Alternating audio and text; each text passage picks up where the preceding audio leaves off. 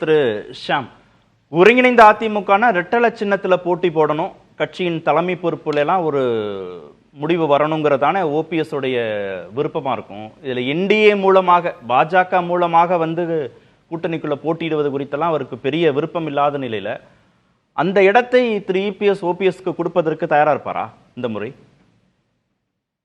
ரொம்ப சந்தேகம்தான். தமிழ்நாடு பாலிடிக்ஸ்ல எல்லா பாலிடிக்ஸும் வார் ஆஃப் நேரட்டிவ்ஸ் தாங்க. Algorithm driven mass scale manipulation, அதுதான் இன்னைக்கு வாக்கு அரசியல். அப்ப மாஸ் ஸ்கேல் மேனிபுலேஷன் பண்ணும்போது கட்சி தன் பிடியில் இருக்க வேண்டும்.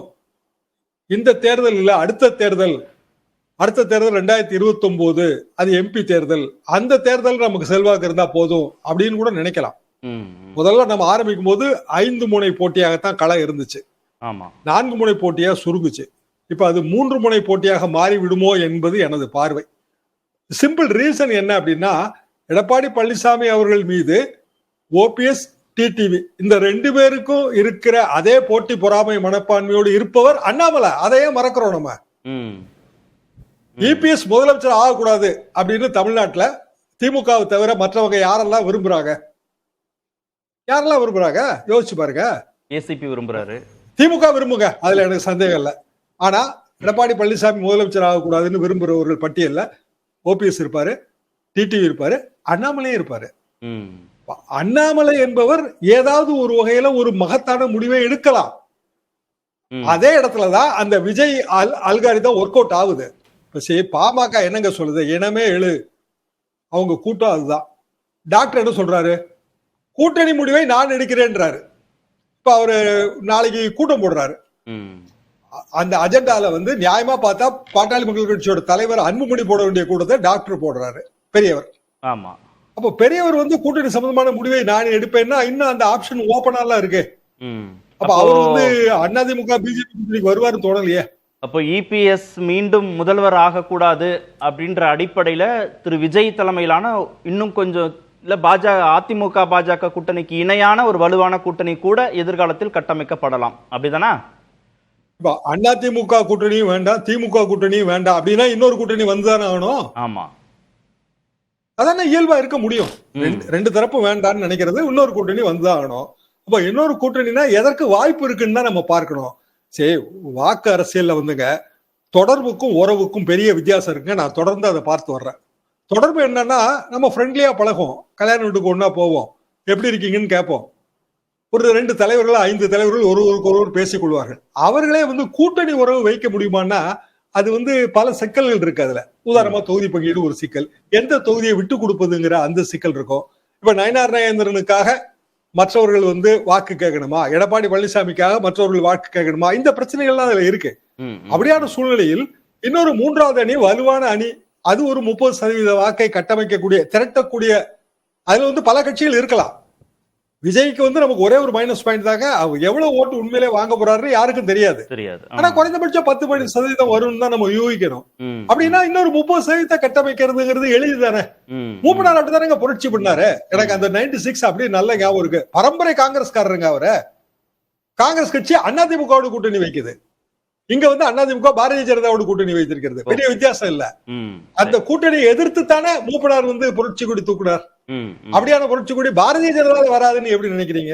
ஓகே திரு அக்னீஸ்வரன், அதிமுக பாஜக கூட்டணியில புதிய கட்சிகள் டிமாண்ட் பண்ணக்கூடிய கட்சிகளுக்கான ஸ்பேஸ் அகாமடேட் பண்ணலன்னா இணையான இல்ல வலுவான இன்னொரு கூட்டணி விஜய் தலைமையில உருவாயிடும்னா என்ன லாபம்? அதுல திரு இபிஎஸ்க்கு என்ன லாபம்? அதிமுக பாஜக கூட்டணிக்கு என்ன லாபம்? அதுல எனக்கு ஒரு அதிர்ச்சி தகவலாக இருக்குது. எப்படின்னா, அதிமுக பாஜக இந்த கூட்டணியை வச்சாச்சு, அரசியல் நடந்துட்டுருக்குது.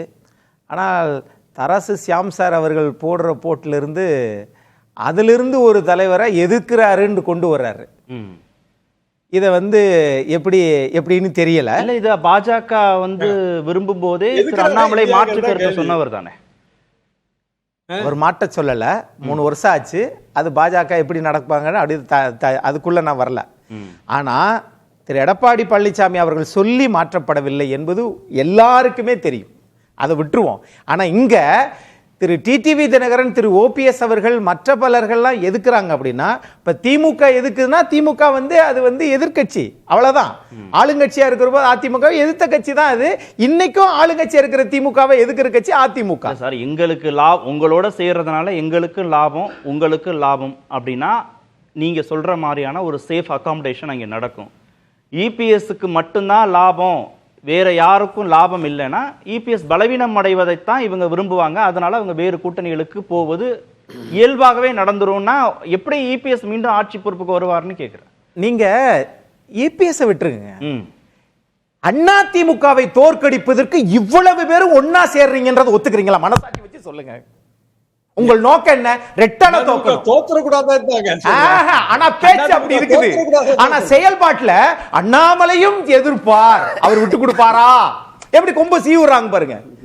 ஏன்னா ஒரு 48 நாள் சாப்பாடே போடாம நல்லா கொம்ப சீவி விட்டு அலங்காநல்லூர் ஜல்லிக்கட்டுல முட்டை வர்றது மாதிரி தான் இன்றைக்கு பார்வைகள் அகண்ட பார்வையா இருக்குது. ஆனா நான் எதிர்பார்த்தது என்ன, அப்படி முடிவு எடுத்துருவாரா சார் ஷியாம் சார்? பாஜக விருப்பத்தை மீறி திரு அண்ணாமலை ஏதாவது இபிஎஸ்க்கு எதிராக ஏதாவது ஒரு முடிவு எடுத்துருவாரு? சார் ஒரே ஒரு கேள்வி கேட்கிறேன் சார். நம்ம ஒரு கட்சிக்கு தலைவரானோம், அந்த கட்சியை வளர்த்திருக்கிறோம், நமக்குன்னு ஒரு ஃபேன் ஃபாலோவிங் இருக்காங்க. அண்ணாமலைக்காக சேர்ந்தவர்கள் யாருக்கும் ஆர்எஸ்எஸ் சித்தாந்தம்லாம் என்னன்னு தெரியாது. அண்ணாமலைக்காக சேர்ந்தாங்க. என்ன காரணம்? அதிரடியா பேசுறாரு, எல்லாமே தான். ஆனா அதிமுக பாரதிய ஜனதா கூட்டணி ஏற்படுத்தப்பட வேண்டும் என்பதற்காகத்தானே அண்ணாமலை ஓரங்கட்டப்பட்டார். எடப்பாடி பழனிசாமி சொல்லியே ஓரங்கட்டலன்னு நம்ம வச்சுக்கோமே. அப்படியே அக்னீஸ்வர வார்த்தையை நான் எடுத்துக்கிறேன். ஆனா அவரு 2026 வரைக்கும் தொடர்ந்து இருக்கலாம்ல. அப்படி ஏதாவது திரு அண்ணாமலை சொல்லியிருக்கிறாரா? அவரே சொல்லாத போது நம்ம எதுக்கு சார் அண்ணாமலைங்கிறவர் தனி ஒருவர் தானே.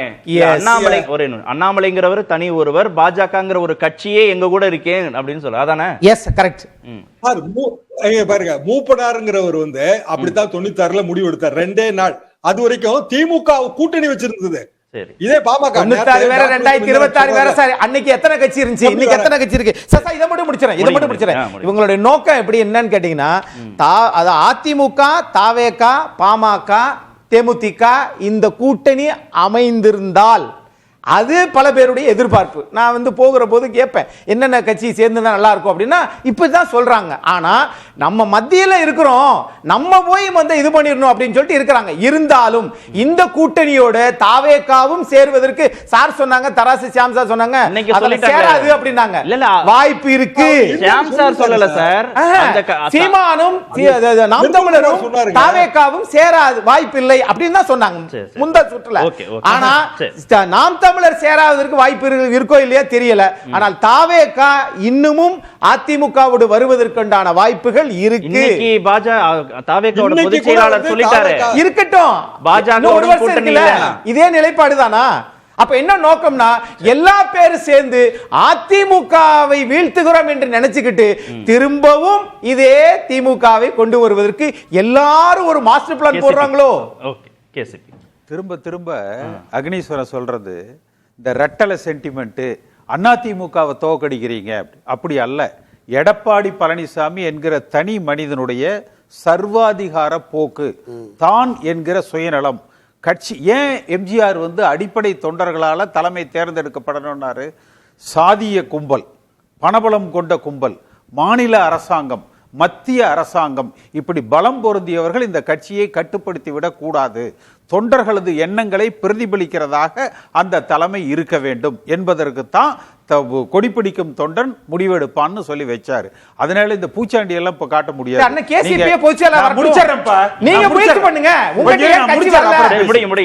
அதாவது இந்த பூச்சாண்டி எல்லாம் இல்ல, எடப்பாடி பழனிசாமி எதிர்த்தா நீங்க எம்ஜிஆர் எதிர்க்கிறதுனா, நாங்கெல்லாம் எம்ஜிஆர் கூட வளர்ந்தவங்க, எம்ஜிஆரால் வளர்க்கப்பட்டவங்க, எம்ஜிஆர் சினிமால கூட பார்க்காத ஆளு இந்த கதையெல்லாம் விட முடியாது. ஒன்று.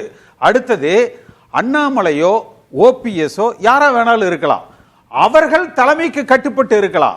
ஆனால் வாக்களிக்கிற பொதுமக்கள் இருக்கிறாங்கல்ல, அவர்களுக்காக இருக்கிற அந்த கட்சி அனுதாபிகள் இருக்கிறாங்கல்ல, அவர்கள் மனமு வந்து பணி செய்ய மாட்டார்கள். எந்த கட்சிக்கு வேணாலும் அவங்க ஓட்டு போடுவாங்க. அதனால வந்து இல்ல அண்ணாமலை வந்து பிஜேபி எதிர்த்து போயிருவாரா, பிஜேபி கட்டுப்படுத்திடுற, நீங்க அண்ணாமலை கட்டுப்படுத்திக்கலாம். இதெல்லாம் சொல்லணுங்கிற அவசியமே கிடையாது. ரெண்டாவது, சென்னை, செங்கல்பட்டு, திருவள்ளூர், காஞ்சிபுரம், டெல்டா இந்த மண்டலம் எடுத்தீங்கன்னா சென்ற தேர்தல் டேட்டா எடுத்து பாருங்க. 120 தொகுதியில 15 தொகுதி தான் அதிமுக வந்து ஜெயிச்சிருக்கு. தென் மாவட்டங்கள் இல்ல. அப்ப வெறும் கொங்கு மண்டலம், திரும்ப எதிர்க்கட்சி கூட வர முடியாது.